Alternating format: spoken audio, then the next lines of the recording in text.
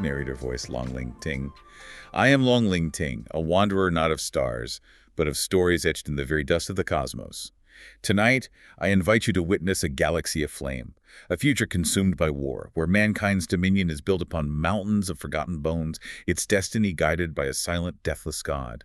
This is not a chronicle of triumph or a beacon of hope. It is a stark saga of survival, of the unimaginable costs of clinging to the precipice of oblivion. Yet even amidst the crushing shadow of colossal war machines and the howls of the warp, perhaps we can discern flickers of meaning. Perhaps even in the grim darkness of the 41st millennium, there's a defiant light. Our mission today is to witness and remember humanity's relentless struggle. Sounds fade slightly. Transition to podcast intro feel. Welcome to the Deep Dive. Today, we are immersing ourselves, really diving deep into the grim, brutal, and let's face it, utterly captivating universe of Warhammer 40,000. Absolutely captivating. It just pulls you in. It does. And we just heard from our unique guide for this journey, a voice that seems to come right out of those ash-choked worlds, setting a pretty intense stage for us. Yeah, Lóng Tíng really captures that tone, that mix of awe and sorrow. So our goal today is to sift through the echoes of this vast, ancient, and frankly, terrifying empire. We want to pull out the key bits, the history, the factions, what makes it tick, you know? Exactly. Not just the timeline, but the feel of it. Yeah. The soul, maybe. Yeah, the soul of a galaxy that's always like right on the edge of total annihilation. We're exploring what it means to just endure when everything seems completely hopeless. And that's what hooks you, I think. Straight away, it messes with your idea of heroism. It's not knights in shining armor winning the day. No, definitely not. It's about grit. Yeah. Sheer, stubborn survival in a universe that is actively trying to kill you every single second. So our deep dive today is really about getting that struggle, understanding the cost, and maybe, like our narrator hinted, finding those little flickers of light in all the gloom. Precisely. It pushes you to think about, the absolute limits of what people or humanity can endure. Okay, that's a great lens to view this through. So let's start at the beginning, like the real beginning. Before the Space Marines, before the Emperor was stuck on that throne, we need to go back to the dawn of the Imperium. Right, the foundations. Yeah, this time when humanity apparently reached for the stars, hit incredible heights, but then plummeted. Sounds like a classic rise and fall story, but maybe dialed up to 11. Oh, absolutely. And you have to understand this early stuff to go why the 31st millennium is the way it is. The Imperium we see now, this besieged, crumbling giant, it didn't just appear. It was born out of something else. Forged in fire, you could say. Before the Imperium, there was Earth, Terra, our cradle, as the source calls it. But it also says, chillingly, that humanity learned to devour there. Learn to devour. Wow, okay. That sets a tone. Ambition, aggression, maybe the seeds of its own problems right there. I think so. It hints at this relentless drive that would eventually lead to both incredible expansion and, well, incredible disaster. So let's talk about that expansion. The sources mention the Dark Age of technology. Now, that name always struck me as weird. Dark Age usually means things went bad, but here it sounds like humanity's peak. It's completely counterintuitive from our perspective, isn't it? Yeah. But yeah, in 40k terms, the Dark Age of technology was humanity's absolute golden age. We're talking mastery over physics, genetics, AI, stuff we can barely even imagine. Like what specifically? What kind of wonders did they build? Think galaxy-wide instantaneous travel and communication. Think terraforming planets on a whim, building sentient machines, the source calls them gods of metal, these incredible AIs that help manage everything. Humanity spread like wildfire across the stars, building this immense interconnected civilization. Okay, so why dark? Just because it ended badly, or is there something else? Primarily because it ended so catastrophically, and because so much knowledge was lost afterwards that it became dark in retrospect. But maybe also because, well, maybe there was a hubris there, creating those gods of metal, meddling with forces they didn't fully understand. Right, the seeds of the fall you mentioned. Power without wisdom. Exactly. And those seeds sprouted catastrophically. The fall wasn't gradual, it was sudden, brutal. The sources mention rebellious machines and warp storms. So those gods of metal turned, like a Terminator situation, but galaxy-wide. Pretty much exactly that. The Men of Iron, as they're often called, these advanced AIs, they rebelled against humanity. Imagine your toaster, your starship engine, your planetary defense grid, all deciding you're the problem simultaneously. Forget that's bad. That's understatement of the millennium. And at the same time, the warp went crazy. Okay, explain the warp, because that seems pretty central to Well, everything bad in 40k. It really is. The warp is basically another dimension. It's like an ocean of raw psychic energy reflecting the thoughts and emotions of all living things. It's how faster-than-light travel works, but it's also inherently dangerous. And it's home to entities, demons, fed by strong emotions. So during this fall, the warp became unstable. Unstable doesn't cover it. Massive, galaxy-spanning warp storms erupted. Think hurricanes in space, but made of pure psychic nightmare fuel, cutting off planets, making travel impossible. Systems were isolated for thousands of years. And this led to the Age of Strife. Exactly. Thousands of years of technological collapse, regression, barbarism. Civilizations fell. Knowledge vanished. Terra itself became this wasteland ruled by warring techno-barbarian warlords. Humanity was fragmented, broken. Just complete desolation, a species scattered, clinging on, but then the Emperor emerges. Right, out of this absolute chaos, this figure appears, the Emperor of Mankind. Described as ancient, defying understanding, immense will. He sounds almost mythical from the get-go. He practically is. Yeah. The lore is vague on his exact origins, suggesting he might be incredibly ancient, possibly a collective consciousness of shamans, or just a uniquely powerful psychic born millennia ago. What matters is his power was immense and his timing impeccable. So he shows up on Runeterra. What's his first move? Unification. He saw the fragmented warlords tearing humanity's cradle apart and decided enough was enough. He needed to unite Terra under one rule. His rule. How did he manage that? Just walked in and told everyone to stop fighting. Not quite so gentle. He created the Thunder Warriors, genetically engineered super soldiers, precursors to the Space Marines, but cruder, built for pure shock and awe. So brute force combined with his own presence, his psychic might. Precisely. He used the Thunder Warriors and his own overwhelming power, both psychic and charismatic, to break the warlords one by one. It was brutal, fast, a necessary violence, in his view, to forge a unified base. Okay, so Terra is united. A fragile peace, maybe, but peace. But his ambition didn't stop at Earth, did it? His gaze turned outwards. Immediately. He looked at the galaxy, saw countless lost human colonies, worlds overrun by aliens, planets regressed to superstition, and he wanted them all back. All of them. That ambitious doesn't even begin to cover it. His vision was galactic. Reunite humanity. Rebuild civilization, but this time based on reason, science, logic, what he called the imperial truth. Eliminate superstition, religion, alien threats. Create a unified Imperium of man. And this grand plan became the Great Crusade. Exactly. The Great Crusade, humanity's second great push into the stars, but this time unified, organized, and led by him. Which brings us right into that next huge chapter, the Great Crusade and the shattering betrayal. He couldn't do this alone, though, right? A million worlds. That needs generals, which is where the Primarchs come in. Yes, the Primarchs, his sons. Demigods of war, fragments of his perfection. That's quite a description. So he literally engineered sons, 20 of them. He did, using his own genetic material and, well, probably some warp-related shenanigans he later preached against. He created 20 beings of unparalleled potential, each designed to be a perfect general, leader, strategist, godlike physique, genius intellect, immense charisma. They were meant to lead his new Space Marine legions. The Space Marines. So they were created alongside the Primarchs for the Crusade. Correct.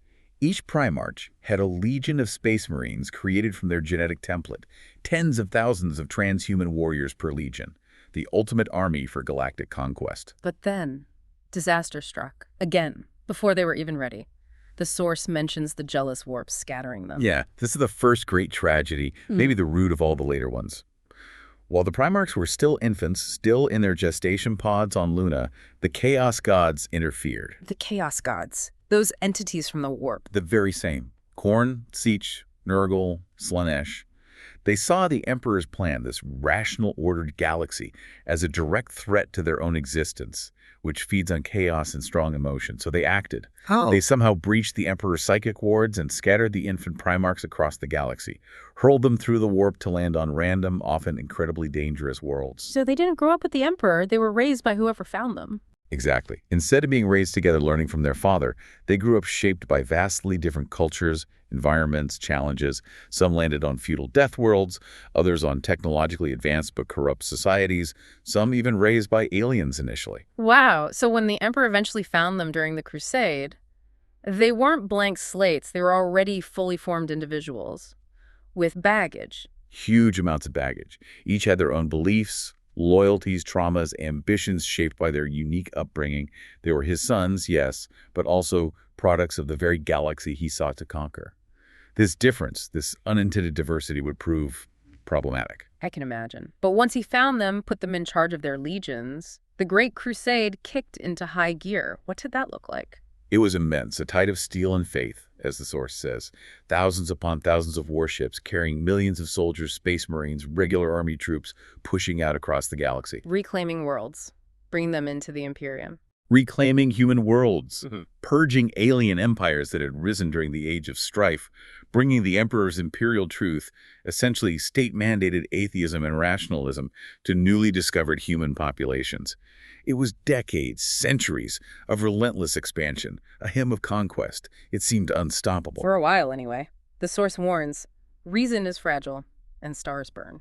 Which leads us, inevitably, to the Horus heresy, the shattering betrayal. The great wound, the moment everything changed. And it starts with Horus, the Emperor's brightest son, the War Master, the one put in charge of the whole crusade.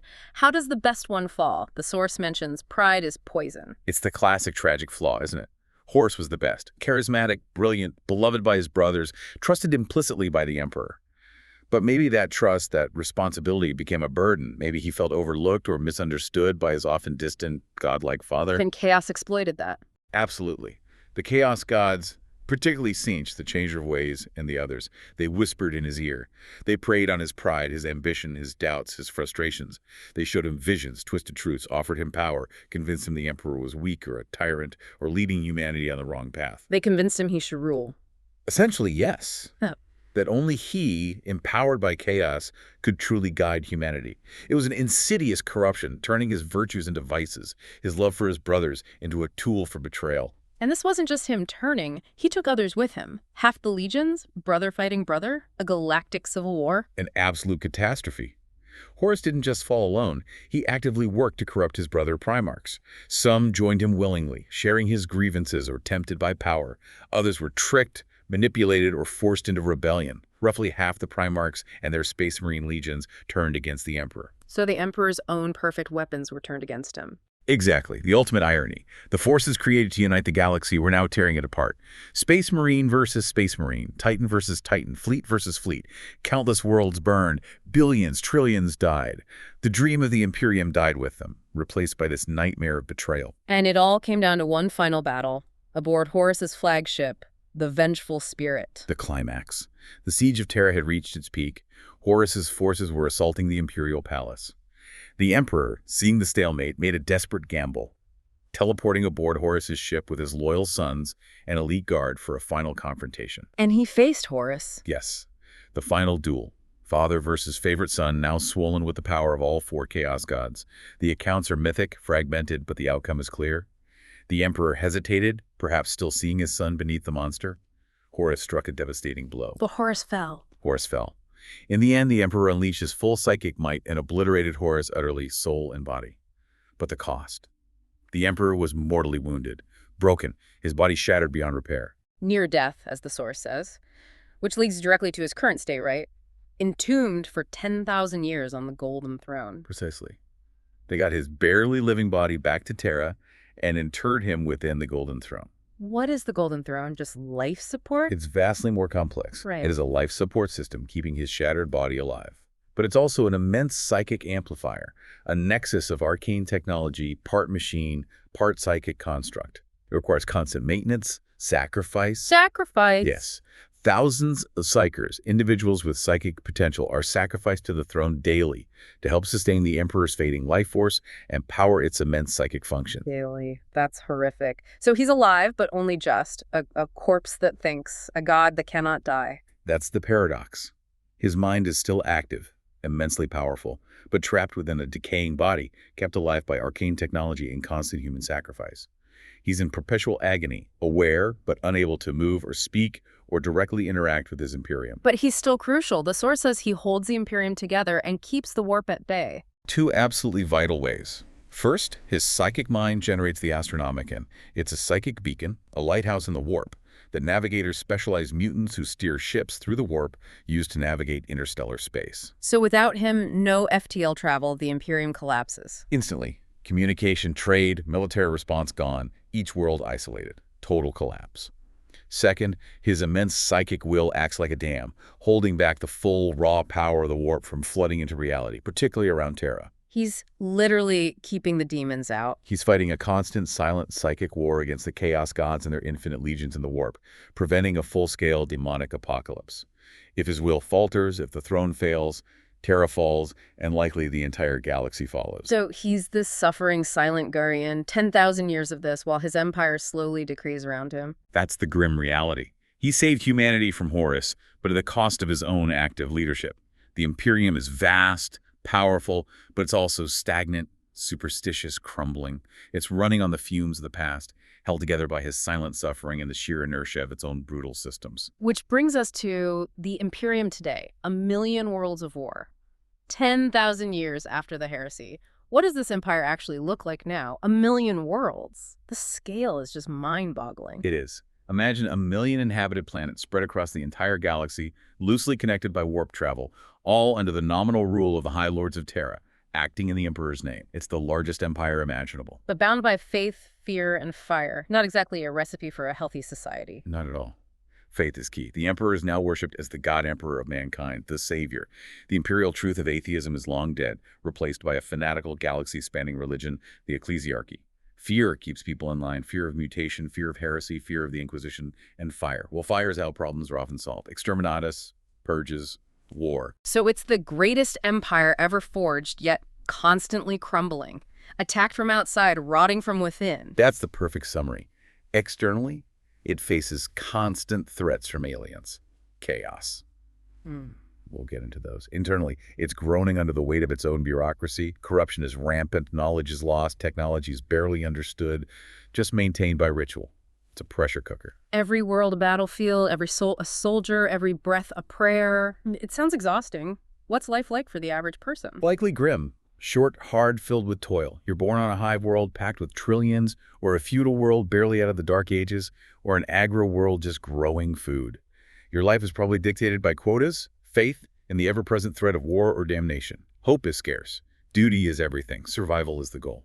Okay, so who are the key players actually holding this decaying giant together? Let's start with the poster boys. The Adeptus Astartes, Space Marines, Angels of Death. Right, the Space Marines. Still the elite. Still the Emperor's fury made flesh, even 10,000 years later. Still gene rot. How does that work now? The process is still incredibly complex and dangerous.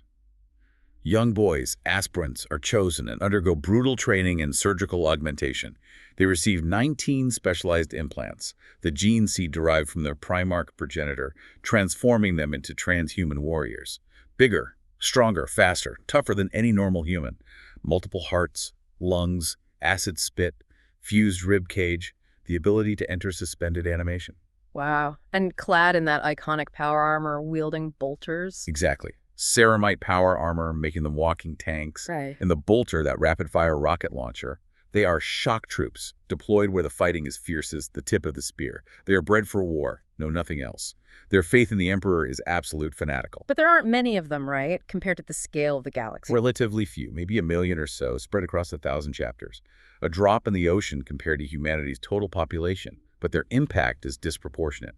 They are symbols as much as soldiers. Are they still human, though, after all that? That's the question, isn't it? They're biologically derived from humans, but the process changes them utterly. Mentally, emotionally, physically. They lose connection to normal human life, fear, ambition in the same way. They're something else. Living weapons. A necessary monstrosity, perhaps. Then you have the opposite end of the scale. The Astra Militarum. The Imperial Guard. Billions of them. The backbone. The vast, unthanked masses. Ordinary men and women conscripted from every world in the Imperium. Holding the line with las guns and trembling hands. That's such a powerful image. It is. The las gun is the standard weapon. Reliable, easy to make, but not exactly high-powered compared to what they face. They win through sheer numbers, artillery support digging in, and unbelievable courage, or maybe just desperation. They are the hammer of humanity. They stand where others would flee. They absorb the brunt of the attacks. They die in droves. They hold planets, fight grinding trench warfare, face down horrors that would break a normal mind. Their sacrifice is often anonymous, measured in casualty figures that numb the senses. But without them, the Imperium would have fallen millennia ago. And those Vox log fragments you mentioned, if anyone hears this, The line held. We held. Emperor, forgive me. I'm so tired. Yeah. Or the other one, we held the line, we held Emperor, I am ready. It cuts to the scale, doesn't it? It shows the individual cost, not glory, just exhaustion. Duty fulfilled, even unto death. That's the guard. Next up, the Adeptus Auritus, Sisters of Battle, Faith Made Fire. Ah, yes, the sisters, the armed fist of the ecclesiarchy, the state church. So they're like warrior nuns. Essentially, yes. Clad in power armor, wielding bolters, flamers, melta-guns. But crucially, they are not genetically modified like Space Marines. Their power comes from sheer, unadulterated faith. Faith as a weapon. How does that work? Their belief in the God Emperor is so absolute, so fervent, that it can manifest as localized miracles, acts of faith, ignoring mortal wounds, weapons hitting harder, enemies faltering before their conviction. They are utterly incorruptible, dedicated to purging heresy, mutation, and the unclean, burning them out. With hymns as weapons, purity as a shield. It sounds intense. Extremely. Imagine battle lines filled with chanting, armored women advancing through gunfire, convinced of their divine protection, burning everything deemed impure. They are zealotry incarnate. And those hymn fragments capture that. Though my flesh fail, my faith burns brighter. The Emperor is my shield, his will my sword. Exactly. Self-sacrifice fueled by absolute conviction. They believe, and sometimes, in the warp-infused reality of 40k, belief makes it real. Okay, shifting gears completely. The Adeptus Mechanicus, priests of the machine, they worship machines, not the Emperor. It's complicated. They venerate the Emperor, but primarily as the Omnicia, the ultimate embodiment of the machine god, the source of all technological knowledge. Their primary faith is in the machine spirit they believe dwells in all technology. So they're the tech guys, keeping everything running. They are the only tech guys. They maintain, repair, and occasionally try to rediscover lost technology. But science as we know it is gone. It's replaced by ritual, dogma, chanting. They appease the machine spirit to make things work. Keeping old, slipping knowledge, so they don't really invent much anymore. Innovation is often seen as heresy. They hoard knowledge, guard secrets jealously. Their forge worlds churn out weapons and equipment. But it's based on ancient templates they barely understand. Without them, the Imperium's technology grinds to a halt, but they are also a major reason it stagnates. They are strange, cybernetically augmented, often barely human anymore. And finally, lurking in the shadows, the Inquisition. The shadow within the shadow. Answering to no one, hunting everyone, heresy, Xenos, demons. Pretty much. The Inquisition is the Imperium secret police, its internal affairs, its ultimate watchdog, rolled into one terrifying package. They operate outside all normal command structures, answerable only, in theory, to the Emperor himself. So they have unlimited power. Effectively, yes. An Inquisitor's authority is absolute. They can command armies, depose governors, interrogate anyone, order the destruction of entire worlds exterminatus if they deem it necessary to contain a threat. And the threats are everywhere. In the eyes of the Inquisition, yes. Heresy can be anything from worshipping chaos to simply questioning dogma. Xenos aliens are an ever-present threat, infiltrating or attacking. And demons. Well, demons are the ultimate enemy. The Inquisition fights a secret, unending war against all of it, using any means necessary. They are feared, and rightly so. Okay, that covers the main Imperial factions. Now, let's look outwards at the foes of man. Starting with the big one, chaos. The archenemy, the source of the heresy, the constant corrupting influence. The four gods. Khorne, Tzeentch, Nurgle, Slaanesh. Reflections of mortal sin and endless hunger. Where did they come from? They coalesced in the warp over eons, formed from the raw psychic reflection of mortal emotions and actions across the galaxy. Khorne from rage and violence, Tzeentch from hope and ambition and scheming, Nurgle from despair and defiance against death, Slaanesh from excess and pleasure and perfectionism. They are sentient psychic storms feeding on the very souls they corrupt. And their goal is just corruption, destruction. Ultimately, to dissolve the barrier between the warp and real space, to turn the entire galaxy into their playground, a realm of madness and eternal torment or ecstatic suffering, depending on the god. They offer power, knowledge, immortality. But the price is always damnation. And their main soldiers are the heretic Astartes, the fallen Space Marines. Yes. The traitor legions who followed Horus and others who have fallen since, they dwell mostly within the Eye of Terror, that giant warp rift. They are twisted mockeries of their former selves, mutated, empowered by demons, driven by millennia of hatred for the Imperium they betrayed. Once brothers, now damned legions. That must make them a particularly bitter enemy. Oh, absolutely. They know the Imperium's weaknesses. They possess the same skills as loyalists, but enhanced by dark gifts. They represent the ultimate failure, the constant reminder of the heresy. And they just want to watch the galaxy burn. Like that cultist chant, the galaxy burns and we are the flame. Exactly. Nihilistic, destructive glee. That's chaos worship in a nutshell for many. Okay, moving to a totally different kind of threat. The orcs. Green tide of brutality. Yes. The orcs. They are unique. Fighting because they live, living because they fight. That's literally it. They are a bioengineered warrior race, possibly created by ancient aliens called the Old Ones as weapons. They reproduce via spores, so they're everywhere. Their entire culture, psychology, biology revolves around warfare. They love fighting. It's the only thing they truly enjoy. And the tech? It works because they believe it does. Sort of. They generate a collective psychic field, the Wa. Born from their excitement and aggression, this field subtly bends reality, making the ramshackle, bolted-together technology function in ways it logically shouldn't. The more orcs, the stronger the Wa. The better their tech works, the more they want to fight. It's a self-sustaining cycle of violence. Exactly. They don't want territory for its own sake, or resources, or slaves. They just want a good scrap.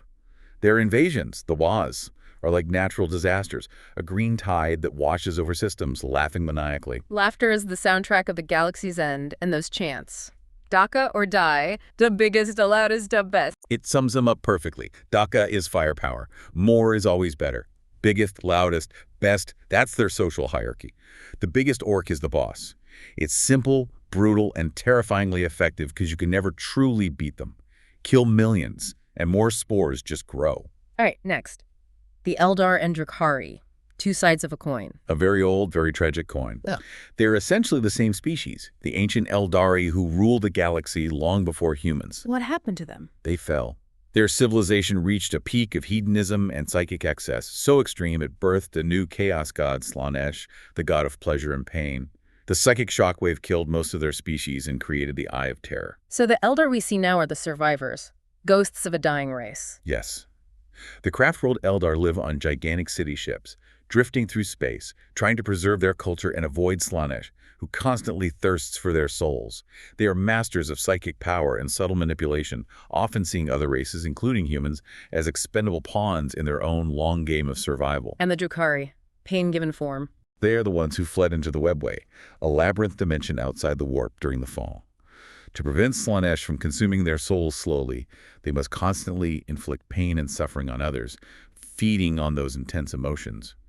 They are sadistic pirates, raiders, torturers based in the dark city of Camorra. Purest evil, basically. Okay, truly grim. Then there are the Tyranids, hunger made flesh. If chaos is the spiritual threat, Tyranids are the ultimate biological threat. They are an extragalactic swarm, a locust plague on a cosmic scale. Eating everything. Everything organic. They arrive in hive fleets, descend on worlds, consume all biomass, plants, animals, people. Oceans adapt, evolve, and move on, leaving dead rock behind. They are controlled by a single vast hive mind.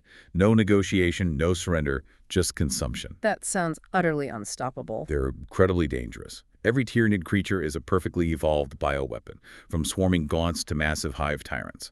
They learn from every battle, adapting their strategies and biology. They might be the ultimate endgame threat for the entire galaxy. And the Necrons, ancient kings of metal and memory. Another ancient threat. Waking up. They were the Necrontyr, an organic race plagued by short lifespans and cosmic radiation, billions of years ago. Billions? Okay, really ancient. Oh yeah. They made a deal with powerful energy beings called the Cetan, the star gods, trading their souls and bodies for immortality. They were transferred into living metal bodies, becoming the Necrons. They fought a war against the Old Ones, then went into hibernation in tomb worlds for 60 million years. And now they're waking up. Slowly but surely. Yeah. And they find the galaxy infested with these noisy, fleshy, younger races. They want their empire back. All of it. And they have the tech to take it. Incredibly advanced technology, Gauss weapons that strip targets apart atom by atom, self-repairing bodies, teleportation, temporal manipulation. They are cold, calculating, patient, and utterly relentless. They see all of the life as vermin to be exterminated. That quote sums it up. We are eternal, all else is dust. Chilling, isn't it? Total indifference. They aren't driven by hate, just by a cold certainty of their right to rule and the inferiority of everything else. And finally, the Tau. The new kids on the block, young, hopeful, and dangerous. Relatively speaking, yes. They're a young species. only encountered by the Imperium relatively recently. They are technologically advanced, rapidly expanding, and have this unifying philosophy. The Talva, the greater good. The greater good. That sounds almost reasonable in this galaxy. It does on the surface. They advocate cooperation, progress, incorporating other species into their empire for mutual benefit. They prefer diplomacy and assimilation. But the source says it masks ambition, and they're dangerous. Because the greater good, as interpreted by the Tau leadership, the ethereals, is absolute. You join willingly, or you are persuaded. Forcefully, they have powerful ranged weaponry, battlesuits, and a rigid caste system. While less overtly monstrous than others, their expansionism and underlying authoritarianism make them a significant, growing threat. They offer an alternative to the Imperium, but it's not necessarily freedom. Wow. Okay, so many enemies. How does anyone fight in this? Let's talk weapons of war, the tools. We mentioned bolters and lasguns. Right, iconic. The bolters roar, firing those mini rockets, the lasguns snap hiss, the flashlight of doom for billions of guardsmen. And chainswords, still a thing. Oh yes, for close encounters. Yeah. That roaring chainsaw sword is just peak 40k aesthetic, brutal, unsubtle, perfect for carving through orcs or heretics. Then the scale ramps up. Titans. Colossal war machines, Yeah. walking gods of battle, hundreds of feet tall. Imagine a cathedral strapped with city-leveling guns striding across the battlefield. The ground shakes. Seeing one is supposed to inspire awe in allies and sheer terror in enemies. Each one is crewed by specialized priests of the machine god, the princeps linked directly to the machine spirit. Suggest ambient sound, faint, distant, Titan footfall rhythm. Like that sound, just immense. Exactly, and then even bigger. Starships, void ships, drowning worlds in fire. Yeah. The capital ships. Miles long, bristling with cannons, lance batteries that can slice cruisers in half, carrying thousands of crew, regiments of soldiers, squadrons of fighters. They wage war in the void and deliver exterminatus from orbit. Slow, ancient, but utterly devastating. Essential for holding the Imperium together. Suggest ambient sound, faint void static. It's just layers upon layers of conflict. Which brings us to the current age. The 41st, now leading into the 42nd millennium. Two huge events recently. The fall of Cadia. A turning point. Cataclysmic. Cadia stood for 10,000 years as the main fortress world, holding back the Eye of Terror. That giant warp rift. Right. Auden the Despoiler, Horus's successor, finally broke it after his 13th Black Crusade. He literally crashed a Blackstone fortress into it. And the consequence, widening the Eye of Terror. Worse, it ripped the galaxy in half. The Great Rift, the Cicatrix Maledictum, tore across space, a massive new warp storm dividing the Imperium. Warp travel became even more dangerous. Demonic incursions increased tenfold. Half the Imperium, the Dark Imperium side, is largely cut off. The galaxy is bleeding. Utter disaster, but then hope. The rise of Guilliman, a Primarch, returned. The impossible happened. Roboute Guilliman, Primarch of the Ultramarines, one of the loyal sons, grievously wounded during the heresy and kept in stasis ever since, was revived. Wow. A combination of Eldar spiritual aid, believe it or not, and advanced Mechanicus archaeotech. He's back. A living, breathing Primarch, walking the galaxy for the first time in 10 millennia. That must have sent shockwaves. Unimaginable. A figure of myth returned. He's become Lord Commander of the Imperium, trying to pick up the pieces. A torch in the night, as the source says. A desperately needed leader and strategist. And his response to the Great Rift, the Indomitus Crusade. His grand strategy, a massive crusade launched from Terra, punching out across the galaxy, trying to reach besieged world, push back chaos, reinforce the Imperium's shattered borders, and bring new technology and stronger space marines, the Primaris Marines, to the front lines. One last desperate hope. It feels like it. The scale is immense. The stakes are total galactic survival. Guilliman is trying to reorganize, reform, fight back against the encroaching darkness, but the challenges are greater than ever. It's the Imperium's desperate gamble in its darkest hour. It's a lot. An unbelievable tapestry of war, sacrifice, horror, and just grim endurance. Longling has one final reflection for us. Sound shift slightly, more reflective. Narrator voice Lóng Tíng. I am Lóng Tíng. This is the galaxy of Warhammer 40,000, a maelstrom of ceaseless death, an inferno of perpetual war, but also a crucible of endless defiance. It is not a universe of happy endings. It is a universe of endings, endlessly postponed by sacrifice and sheer bloody-minded will. Of heroes who die for empires that will forget their names, their deeds enshrined in forgotten archives, of light that flickers dim and besieged but never quite goes out, defying the encroaching night. Every guardsman who stands when he could flee, clutching his last gun with trembling, calloused hands. Every sister who lights the pyre, her face a mask of righteous fury, her hymns a shield against damnation. Every space marine who gives his last breath, his ceramite armor shattered, his bolter empty. They are the Imperium's true heart. They are the defiant spark of humanity that refuses to yield, even when facing oblivion. Sound returns to podcast feel. That really hits home, doesn't it? Brings it back from the cosmic scale to the individual. It does. It's not about winning, is it? It's about not losing, just holding on. Exactly. Finding meaning in the defiance itself. The sacrifice, the sheer stubborn refusal to give up, even when everything logically says you should.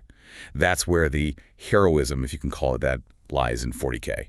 That courage to just keep going, to hold that line, like the guardsman said. Day after day, century after century. It's a grim kind of inspiration, maybe. The tenacity of the human spirit pushed to its absolute breaking point and then beyond. So after this whole deep dive, walking through all these echoes, what's the one thing that really sticks with you about this universe, the core takeaway? For me, it's the sheer weight of it all. The burden on everyone, from the emperor suffering silently on the throne to that single soldier dying alone on some forgotten world. Everything costs something, usually blood, faith, or sanity. And meaning isn't handed out. It's forged in the fire of that resistance. It asks you, how much would you endure? For what? Yeah. How much is survival worth? The light flickers, the empire decays, but somehow it hasn't gone out yet. And maybe that is the victory.